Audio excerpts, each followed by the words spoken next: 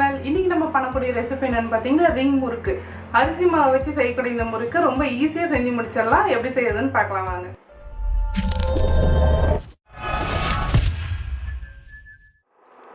Ring முறுக்கு செய்யறதுக்கு first தண்ணி சூடு பண்ணிக்கோங்க. அதாவது எந்த கப்பில் அரிசி மாவு அளந்தீங்களோ அதே கப்பில் தண்ணி எடுத்துக்கோங்க.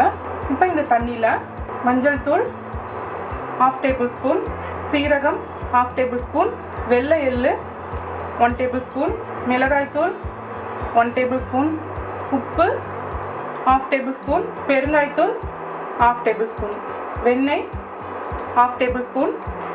ஒரு தடவை எல்லாத்தையும் கலந்து விட்டுருங்க. தண்ணி கொதிச்சா போதும். இப்போ தண்ணி நல்லா கொதிச்சிருச்சு. வெள்ளை உளுந்து மாவு 1 டேபிள் ஸ்பூன், பச்சரிசி 250 கிராம், இது 1 கப். இடியாப்பம் மாவு இந்த மாதிரி எது வேணாலும் நீங்கள் யூஸ் பண்ணிக்கலாம்.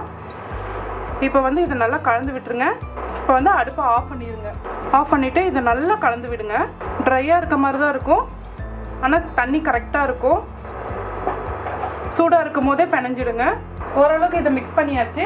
இதை இன்னொரு பவுலுக்கு மாற்றிடலாம். இப்போ இந்த மாதிரி ஒரு பவுலுக்கு மாற்றிட்டு இப்போ நல்லா பிணைஞ்சிக்கோங்க மாவை. கொஞ்சம் சூடாக இருக்கும் போதே பிணைஞ்சிடுங்க. ரொம்ப ஆறிடுச்சுன்னா அப்புறம் ஒட்டாது. உங்களுக்கு சூடாக இந்த மாதிரி பிணைய முடியலன்னா கையில் கொஞ்சமாக எண்ணெய் தடவிக்கோங்க. அப்போ கொஞ்சம் ஈஸியாக இருக்கும். பாருங்கள், சப்பாத்தி மாவோட கொஞ்சம் கெட்டியமாக இருக்கும் மாவு. இந்த மாதிரி வரும். ஒரு 5 நிமிஷம் இதை நல்லா பிணைஞ்சிக்கோங்க. அப்போ மாவெல்லாம் இந்த மாதிரி ஒன்றா சேர்ந்து வந்துடும். ரெடி ஆகிடுச்சு. அதாவது சப்பாத்தி மாவோட கொஞ்சம் கெட்டியமாக இருக்கும், அவ்வளோதான். மாவு பிணைஞ்ச உடனே ஒரு ஈரமான டவல் வச்சு இதை மூடி விட்டுருங்க. ரொம்ப சீக்கிரமாக மாவு உணர்ந்து போயிடும். ஈரமான டவலை வச்சு மூட மறந்துடாதீங்க. இப்போ இதுலேருந்து நான் கொஞ்சம் போல் மாவு எடுத்து உங்களுக்கு செஞ்சு காமிக்கிறேன். மாவு எடுத்ததுக்கப்புறம் இதை மூட மறந்துடாதீங்க. இப்போ ரிங்கு போல் எப்படி செய்யறதுன்னு பார்க்கலாம். இப்போ இந்த மாவை நல்லா தேய்ச்சிக்கோங்க. நல்லா இந்த மாதிரி உருட்டிக்கோங்க. கொஞ்சம் சன்னமாக உருட்டிக்கோங்க. இந்த மாதிரி சன்னமாக உருட்டினதை இப்படி விரலுக்கு நடுவில் வச்சு இப்படி ரிங் போல் மாட்டி விட்டுட்டு இப்படி எடுத்துருங்க. அவ்வளோதான், நம்மளோட ரிங் முறுக்கு ரெடி ஆகிடுச்சு. இதே போலவே எல்லா மாவையும் செஞ்சு வச்சுக்கோங்க. இப்படி கையில் வச்சு உருட்ட வரலைன்னா நீங்கள் இந்த மாதிரி கீழே வச்சுக்கிட்டா கூட ரொம்ப சமமாக வரும். அதே போலவே தான் இந்த மாதிரி ரவுண்டாக சுற்றி இந்த இடத்த ஜாயினை ப்ரெஸ் பண்ணிவிடுங்க. இந்த மாதிரி ரொம்ப ஜாலியாக இதை செஞ்சிடலாம். கொஞ்சம் நேரத்துலேயே ஆகிடும். இப்போ இந்த மாதிரி ஒரு கடாயில் எண்ணெய் ஊற்றி வச்சுக்கோங்க. எண்ணெய் நல்லா சூடானதும் நம்ம ரெடி பண்ணி வச்சுருக்க ரிங்ஸ் எல்லாத்தையுமே போட்டு பொரிச்சு எடுத்துக்கோங்க. எண்ணெய் நல்லா சூடாக இருக்கணும். கம்மியான சூடு இருந்ததுன்னா ரிங்ஸ் எல்லாம் எண்ணெய் பிடிச்சிரும். பாருங்கள் எவ்வளோ நல்லா பபுள்ஸ் ஆகி வருது. இதெல்லாம் அடங்கணும்.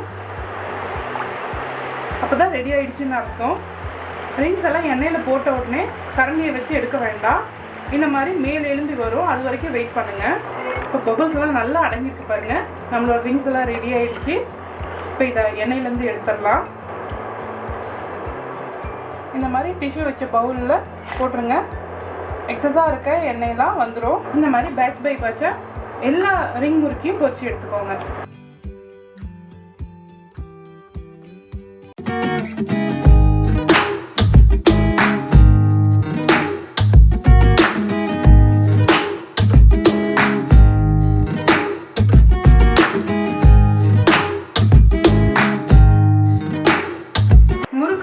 டேஸ்ட்டாக இருந்தது. ரொம்ப சீக்கிரமாகவே செஞ்சு முடிச்சிட்டோம். கண்டிப்பாக இந்த ரெசிபி வீட்டில் ட்ரை பண்ணி பாருங்கள். மனமும் சுவையும் சேனல் சப்ஸ்கிரைப் பண்ணாலும் சப்ஸ்கிரைப் பண்ணிக்கோங்க. பக்கத்தில் இருக்க பெல் ஐக்கானை அழுத்திக்கோங்க. லைக் பண்ணுங்கள், ஷேர் பண்ணுங்கள். உங்களுக்கு விருப்பமான டிஷ்ஷஸ் எது இருந்தாலும் என்னோட ஷேர் பண்ண நினச்சிங்கன்னா கமெண்ட் பாக்ஸில் கமெண்ட் பண்ணுங்கள்.